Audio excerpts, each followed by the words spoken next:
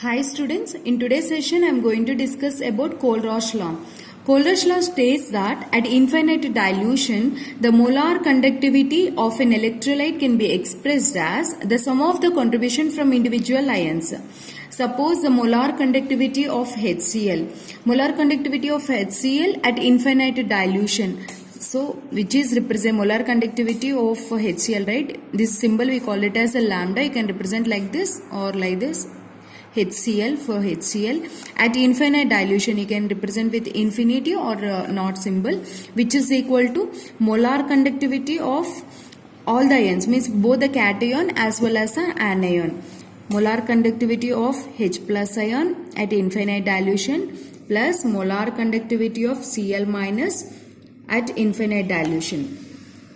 Suppose molar conductivity of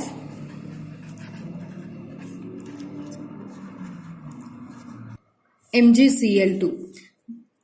According to Kohlrausch law, the molar conductivity of magnesium chloride at infinite dilution is equal to both the cations and anions. Molar conductivity of magnesium ion at infinite dilution plus molar conductivity of Cl minus at infinite dilution. How many number of ions are there? 2 number of ions are there, chloride ions. Suppose molar conductivity, molar conductivity of acetic acid is nothing but, according to Kohlrausch law, conductivity of both the cation as well as an anion. CH3COH, how it dissociates? It's a weak acid. It dissociates H3CO minus and H plus ion it gives.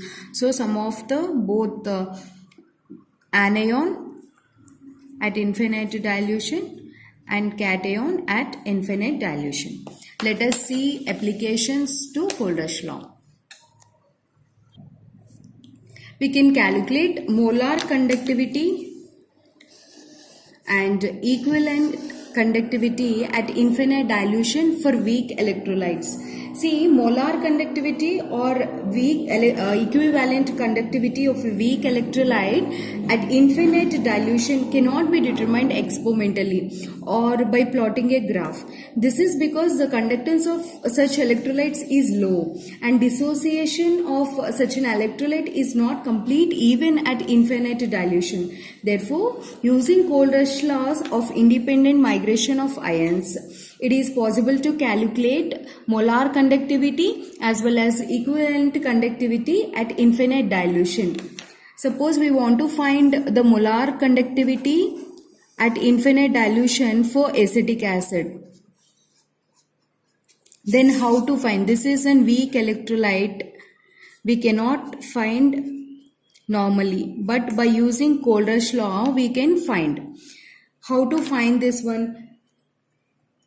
By knowing the molar and equivalent conductivities at infinite dilution for the strong electrolytes like KCl, potassium chloride, potassium acetate and hydrochloric acid. If you know this one, from that we can find easily. If you add hydrochloric acid to the potassium acetate, we get acetic acid and potassium chloride.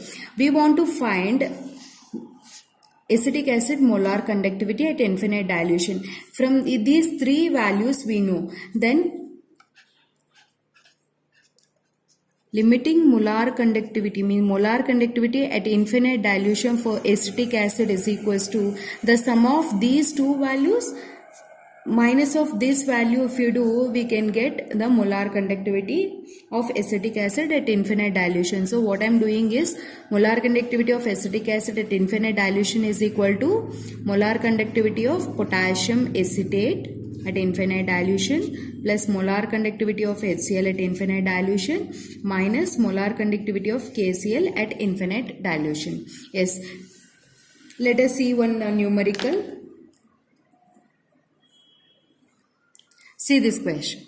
Limiting molar conductivity at infinite dilution for NaCl, HCl and sodium acetate is given. From that you have to find the molar conductivity at infinite dilution for acetic acid. Try this, student. Click on pass button. Just based upon the information you got now, just try to calculate this one. We know that CH3COONA plus HCl is equal to gives CH3COOH plus NaCl. So we want to find the molar conductivity of acetic acid at infinite dilution, which is equal to the sum of these two minus of NaCl. So limiting molar conductivity of acetic acid at infinite dilution of and HCl minus molar conductivity at infinite dilution of NaCl. What is the acetic acid value is given? Sorry, this is sodium acetate, right? What is the sodium acetate value is given? 91 plus what is the HCl value given in the question? 425.9 minus what is the NaCl value is given? 126.4. Yes, this is what are the units? Simon, centimeter square per mole.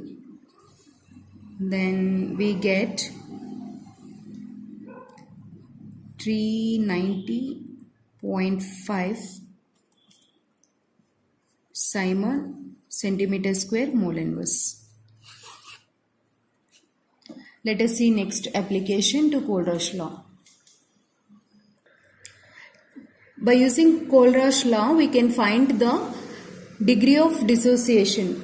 According to Arrhenius theory of electrolytic dissociation, if we increase the dilution, degree of ionization also increases. So on increasing dilution, the number of ions increases, as well as if number of ions increases, molar conductivity also increases. So you can say molar conductivity is maximum at infinite dilution. See, this is molar conductivity at any concentration and molar conductivity at infinite dilution. So if you know the molar conductivity at infinite dilution and we know the molar conductivity at any concentration, then we can find the degree of dissociation.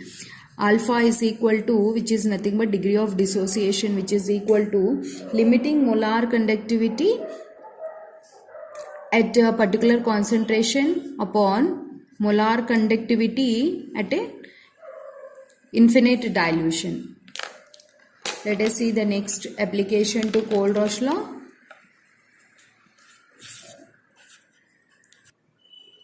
Calculation of the dissociation constant of a weak electrolyte.